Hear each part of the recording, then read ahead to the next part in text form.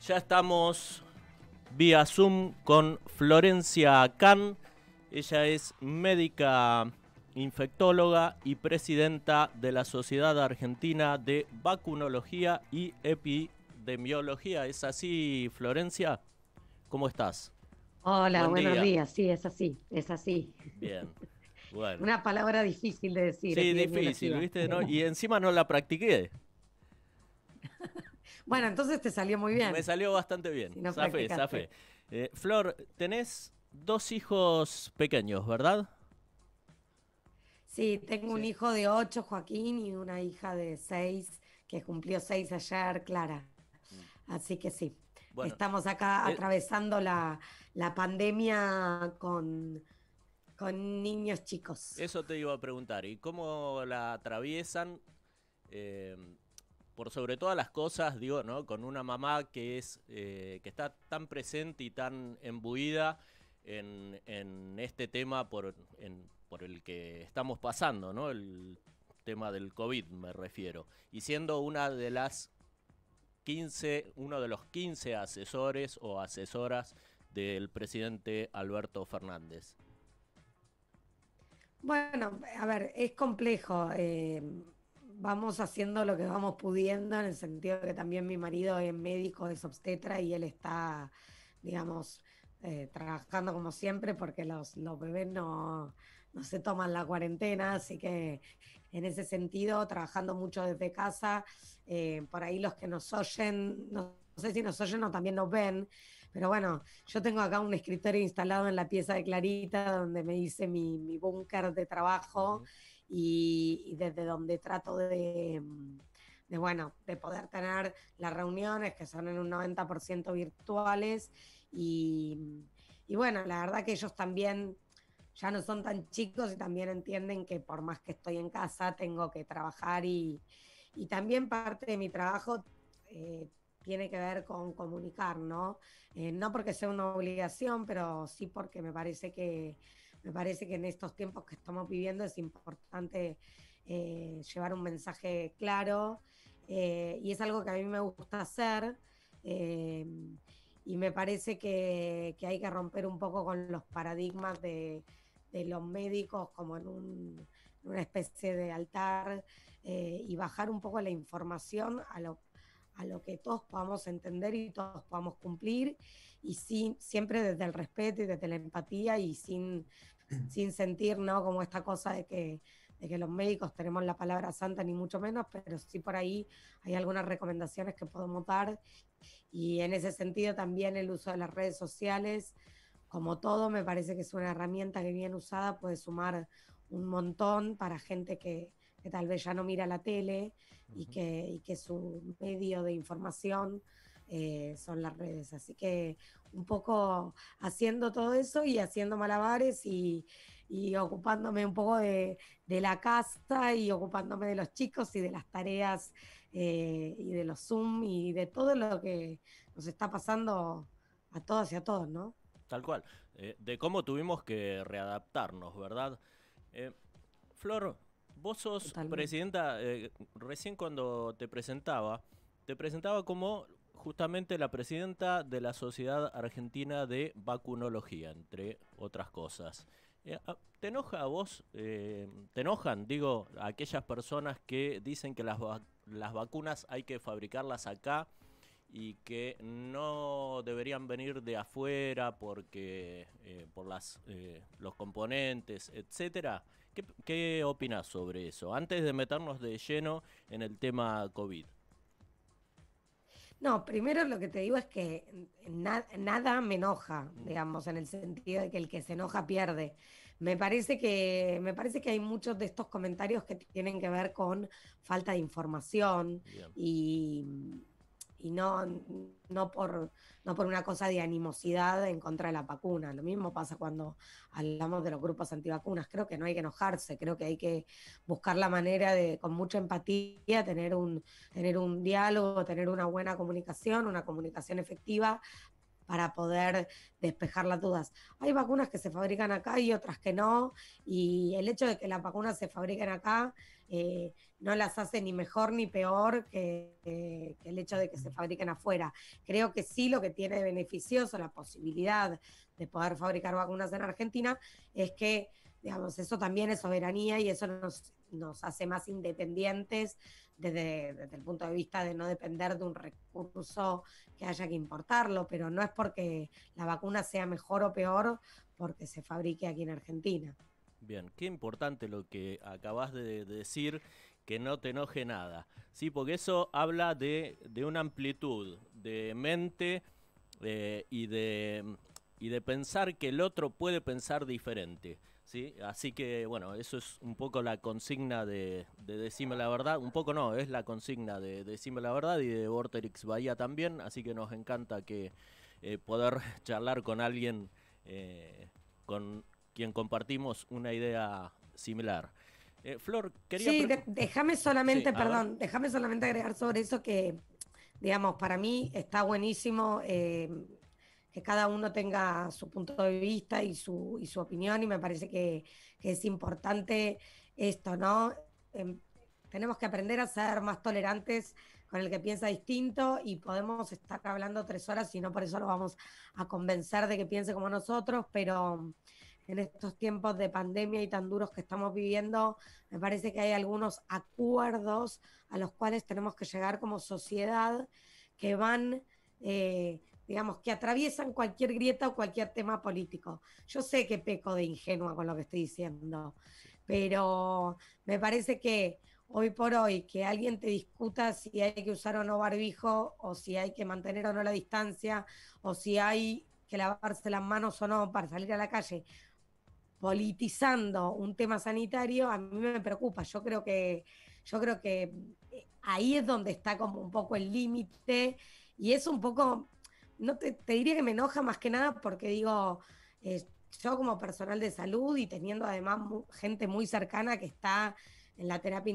intensiva, en las guardias, pasándola realmente mal, me preocupa ver gente que como un acto político decide salir a la calle sin barbijo, cuando eso solo lo perjudica a esa persona y a quienes lo rodean, pero es todo un gesto que me parece que hay acuerdos que en esta instancia de esta crisis sanitaria que estamos viviendo deberíamos llegar todos, votemos a quien votemos, ¿no?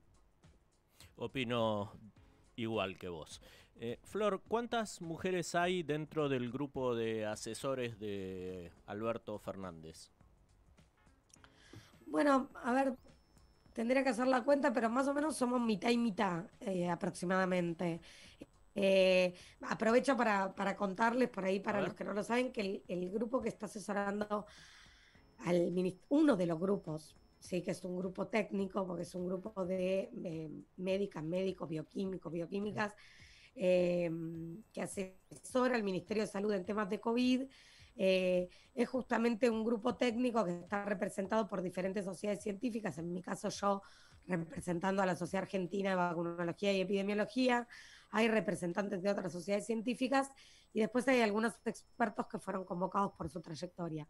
Es un grupo, como dije, técnico, que no es ni partidario ni político, sino simplemente eso, y es un grupo que trabaja ad honorem en este tema, asesorando al ministerio. Así que por ahí aclaraciones que otra vez en estos tiempos de tanta grieta y donde la política mete la cola en todos lados, es bueno aclarar eso y que también es, como dije antes, uno de los grupos que asesora, porque hay también grupos de las ciencias sociales que están asesorando y somos simplemente un punto de vista y una opinión que no necesariamente es vinculante, no es que se hace lo que nosotros decimos, ¿no? Así que me parece que está bueno aclarar un poco esto porque hay mucha fantasía. A mí me llegan a mi Instagram mensajes de mostrarle esto al presidente, como si yo Mm, tuviera el WhatsApp del presidente y le pudiera reenviar una foto, sí. ¿entendés? Entonces, bueno, en un punto es como que está bueno aclarar esto, no tenemos ese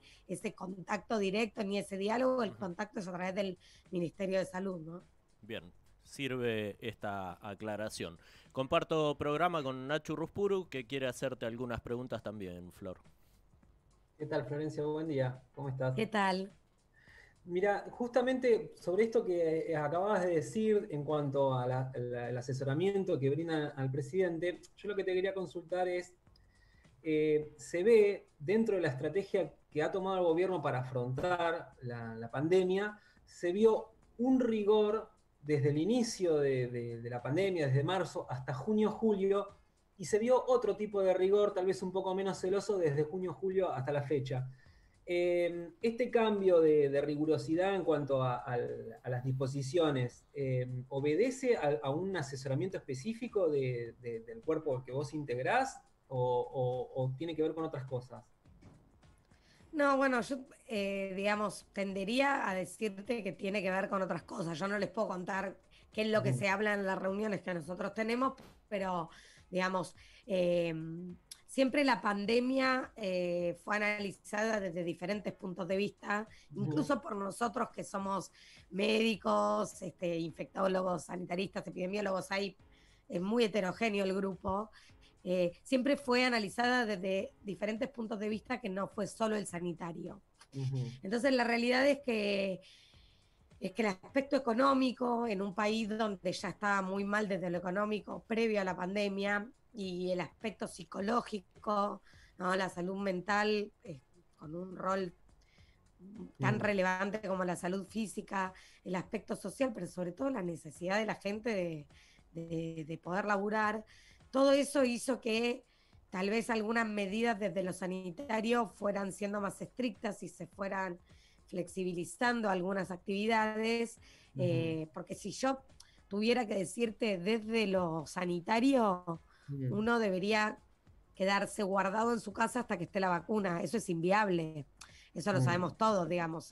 Habría que ser muy ingenuo para pensar que nos podemos quedar guardados todos hasta que esté la vacuna, porque básicamente, si no, la gente no se va a morir de COVID, pero se va a morir de hambre.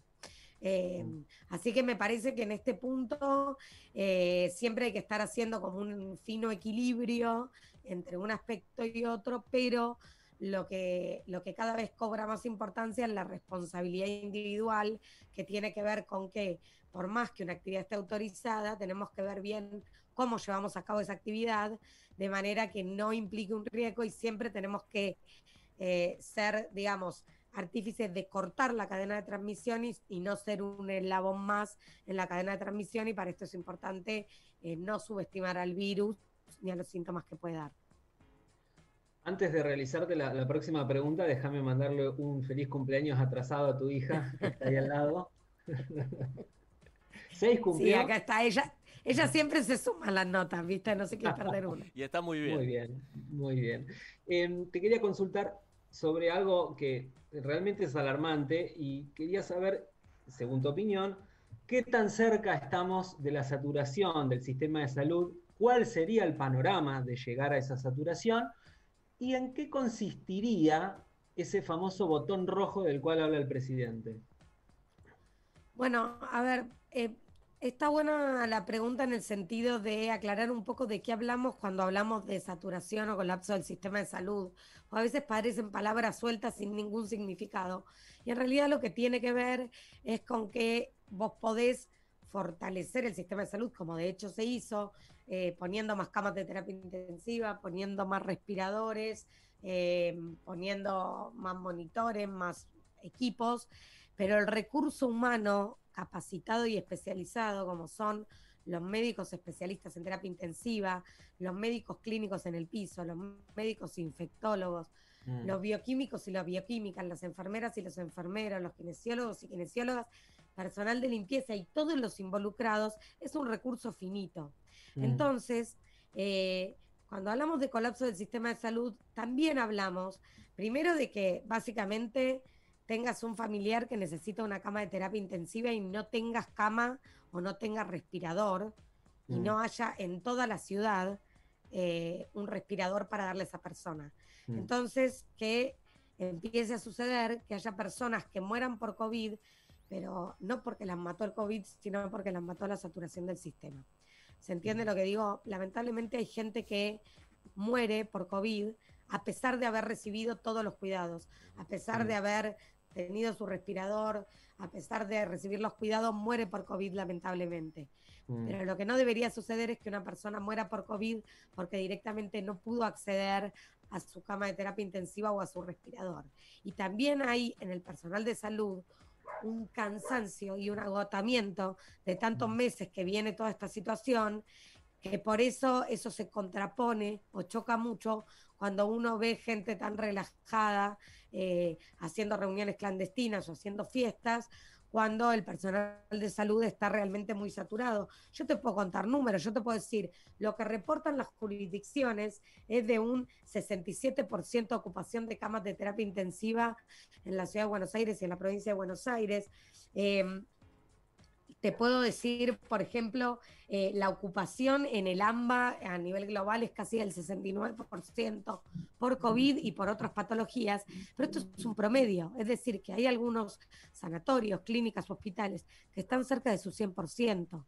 Entonces, ¿esto qué quiere decir? Que si tienen internada una persona en una sala de clínica médica y la tienen que pasar a terapia intensiva, no tienen cama. Entonces, en este sentido, el mensaje que yo quiero dar es: no dejemos la política de lado y cuidémonos entre todos y todas, porque esto no tiene que ver con una cosa ideológica, tiene que ver con una cosa sanitaria, ¿sí? No, de hecho ha ocurrido en distritos gobernados por oposición, como Jujuy, gobernado por Morales, que están, bueno, justamente les pasó esto, ¿no? Del recurso finito de los recursos humanos, que no tenían capacidad de atender a la gente. Ahora, ¿en qué consistiría el botón rojo ante esta situación? Bueno, el botón rojo se refiere a por un tiempo X, que puede ser una semana, 2 semanas, a volver a hacer un cierre importante de actividades que se fueron abriendo, ¿no? La verdad es que es difícil porque digamos, llevamos mucho tiempo, obviamente que no estamos en la misma situación, llamémosle cuarentena, restricción de actividades, ASPO, como ustedes quieran, no estamos en la misma situación que estábamos el 20 de marzo, porque se fueron abriendo muchísimas actividades, tanto en la ciudad de Buenos Aires como en la provincia de Buenos Aires, aunque, digamos, las visiones son bien diferentes, ¿no? En Cava y en la provincia de Buenos Aires, pero el botón rojo consistiría en volver a una fase bien restrictiva donde solo pueda circular el personal de salud, el personal, digamos, esencial, y paralizar esas actividades para disminuir drásticamente la circulación de personas y de esa manera disminuir drásticamente la circulación del virus, aunque cabe aclarar que todas las medidas que se toman hoy, esos resultados se ven en 2 semanas. Entonces también es importante decirle a la gente que todo lo que vamos haciendo día a día por cuidarnos, no es que porque al día siguiente tengamos más casos significa que lo que hicimos hoy no sirvió o no tiene sentido, simplemente que por el periodo de incubación del virus, bueno, los resultados se ven a 10 o 14 días, ¿no? Si ese botón estuviera en el escritorio donde vos nos estás hablando en este momento, ¿estás más cerca de apretarlo o de no apretarlo? La verdad es que es complejo. Yo sigo confiando en que podemos persuadir a la gente de que tome conciencia, porque uno puede apretar el botón rojo, pero si las personas no tomamos conciencia, digo, no sé qué efectividad va a tener ese botón rojo.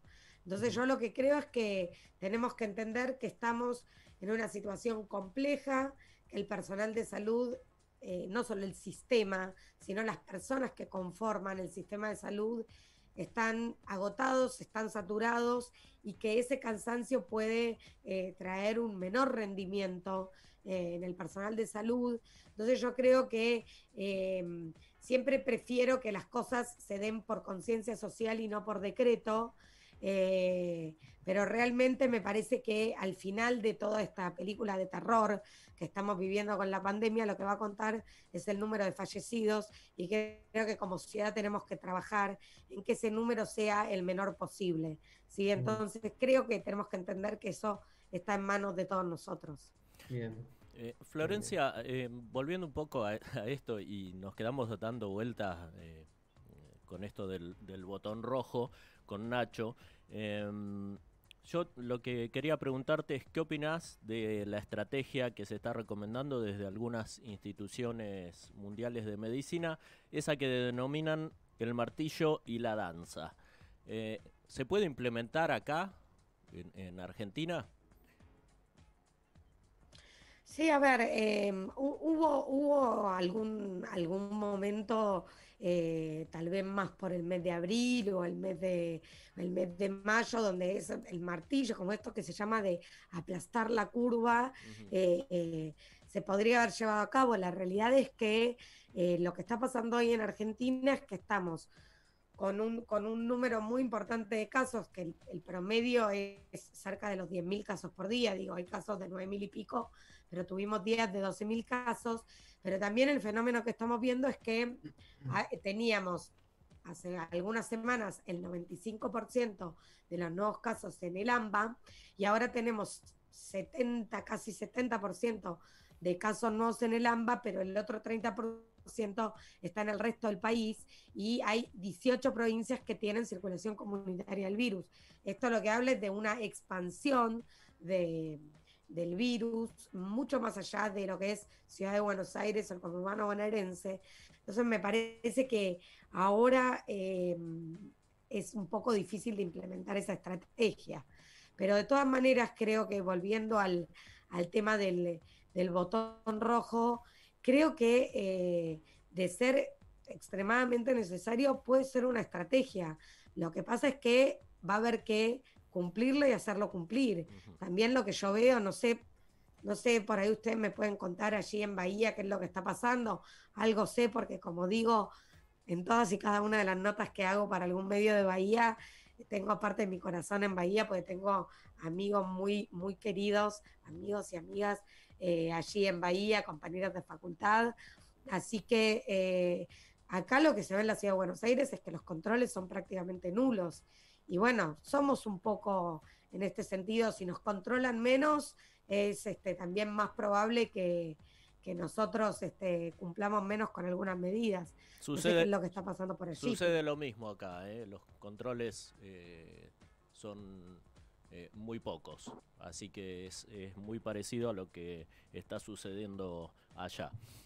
Quería preguntarte si considerás que hay un buen sistema de información eh, justamente para que la sociedad interprete lo grave de la situación. Incluidos los medios, si querés nos podés incluir, o sea, no solo desde el gobierno nacional, provincial o cada uno de los gobiernos municipales, sino que también el rol que tenemos nosotros los medios. Bueno, a ver, empezando por lo que es la comunicación a nivel del Ministerio de Salud y a nivel de los diferentes ministerios de las provincias, la realidad es que esta es una enfermedad de notificación obligatoria. Entonces, muchas veces los datos que va informando el ministerio tienen que ver con lo que van reportando cada una de las jurisdicciones. Y el reporte se hace a través del Sistema Nacional de Vigilancia en Salud, que tiene que ver con la carga de datos en un sistema. Entonces, si esa carga de datos está atrasada, en parte puede ser también porque las mismas personas que tienen que cargar los datos están sobresaturadas de trabajo justamente por la cantidad de casos. Eso puede también traer que el reporte o el resultado del reporte no tenga una correlación estrecha con la realidad. Pero esto no tiene que ver con esconder datos, sino que tiene que ver con que desde el minuto uno los datos que se fueron compartiendo tuvieron que ver con lo que estaba cargado en ese sistema, ¿sí? Entonces lo importante es que siempre la herramienta que se utilizó fue la misma. Por parte de los medios, no es bueno generalizar porque hay de todo. Yo creo que hay muchos medios, tanto gráficos como de tele como de radio, que suman un montón, que ayudan a concientizar a la población para transmitirles cuáles son las medidas de cuidado, para no subestimar al virus, para cuidarnos entre todos. Y después hay otros medios que se ocupan de fogonear o de convocar por ahí a algunas actividades que van un poco en detrimento de ese cuidado que tenemos que tener. Entonces, hay de todo, como hay de todo en los médicos, como hay de todo en los maestros, en los abogados, en cualquier profesión, digo, ¿no? Sí. Por eso no me gusta generalizar, pero sí los medios tienen un poder importante y bueno, tuvimos un ejemplo de una mala utilización de los medios cuando fue lo del dióxido de cloro, cuando la periodista que ya todos saben quién es, Viviana Canosa, sí. supuestamente, porque creo que no lo hizo, tomó dióxido de cloro en cámara, dando a entender que eso podía servir de alguna manera para prevenir o para tratar el COVID, y días después un chiquito de 5 años en Neuquén murió por ingerir dióxido de cloro. Yo no sé si lo tomó porque la vio a ella en la tele, pero claramente tenemos que ser responsables cuando tenemos un micrófono cerca, porque no sabemos cómo puede recibir ese mensaje la persona que está del otro lado, ¿no? Absolutamente. Coincidimos plenamente. Nacho. Florencia, yo te quería consultar porque hace una semana, un poquito más, se descubrieron casos de reinfectados en Hong Kong, creo, gente que tuvo COVID, se curó y volvió a tener COVID. ¿Cómo afecta eso a las esperanzas que se depositan en la obtención de una vacuna? Eso por un lado. Y después, si querés, te quería consultar sobre el origen de la pandemia. ¿Sí? Si se está trabajando desde la ciencia en poder determinar los orígenes de esta pandemia, que ahora es COVID-19, pero 10 años atrás fue gripe aviar, gripe porcina. ¿Se está trabajando en detectar los orígenes y cómo impedir que broten estas pandemias? Bueno, arranco por el tema de la reinfección. Sí, hubo una notificación de un caso en Hong Kong de un hombre joven de 33 años que había tenido su enfermedad en abril y que 142 días después, en abril había tenido una enfermedad con síntomas, una enfermedad leve, y 142 días después, volviendo de España de unas vacaciones, como rutina en el aeropuerto de Hong Kong le hicieron el hisopado y le dio la PCR positiva. Y cuando se estudiaron las dos cepas, digamos, de la que había tenido en abril y la que había tenido ahora, lo que se vio es que eran cepas diferentes. ¿Qué significa cepas diferentes? Es el mismo virus, pero un poquito modificado en su código genético. Entonces, esta enfermedad que había tenido ahora, como yo les conté, era totalmente asintomática, pero es un caso documentado de reinfección, porque es una persona que tuvo el virus, se curó y después volvió a tener el virus, pero con una cepa modificada, pero una enfermedad sin síntomas, lo cual habla de que puede haber algo de inmunidad o protección cruzada. Pero también vos me preguntabas, bueno, ¿qué repercusión puede tener esto en la vacuna? La verdad es que hay más de 22 millones de casos reportados en el mundo de COVID-19 y son muy pocos los casos documentados de reinfección. Es decir, como el caso de Hong Kong, donde uno ve que son dos cepas diferentes, entonces uno puede decir sí hubo reinfección efectivamente. Porque hay otros casos donde por ahí hay un hisopado negativo en el medio, pero no queda bien claro si no es el mismo virus que persistió en la nasofaringe de esa persona, y entonces hay casos más dudosos. Pero el caso de Hong Kong, y hay otro caso en Ecuador, y hay algunos casos aislados de reinfección, pero son la excepción, no son la regla. Eso es lo importante saber. De todos modos, como la ciencia sigue investigando sobre este tema, es que decimos que las personas que ya tuvieron COVID igual tienen que seguir cuidándose, ¿no? Pero esto se cree que no tiene gran repercusión en la vacuna porque la respuesta inmune que se genera por la vacuna es una respuesta inmune mucho más robusta que la que generamos por una infección natural, sobre todo si esta infección fue leve. Así que en este sentido, si bien esto también se está investigando, se cree que no tiene gran repercusión. Bien. Perfecto. Florencia, te hago la última pregunta y ya te liberamos, así podés estar con tus nenes también y con tu familia. Te quiero preguntar como pregunta final. ¿Crees que vamos a volver a pasar este verano que viene sin barbijo? ¿Cómo lo ves eso? A mí me parece que hasta que no tengamos la vacuna, el barbijo y muchas otras medidas de prevención llegaron para quedarse. Sí, a eso me refería, ¿eh? ¿Crees que va a estar la vacuna para esa fecha? ¿Crees que para más adelante, en 2021? Una de las vacunas más avanzadas, que es la vacuna de Oxford, que es la que se está fabricando acá, esta semana salió la noticia que podría estar para abril del 2021. A ver, ojalá, si hay una vacuna antes, ojalá, porque entonces se puede empezar a vacunar la gente que pertenece a los grupos de riesgo y de esa manera poder minimizar la mortalidad, digamos, ¿no? Entonces, ojalá tengamos una vacuna antes. Por ahora, siempre estamos hablando como temprano de primer trimestre del 2021. Bien. Florencia, queremos agradecerte la generosidad de habernos atendido.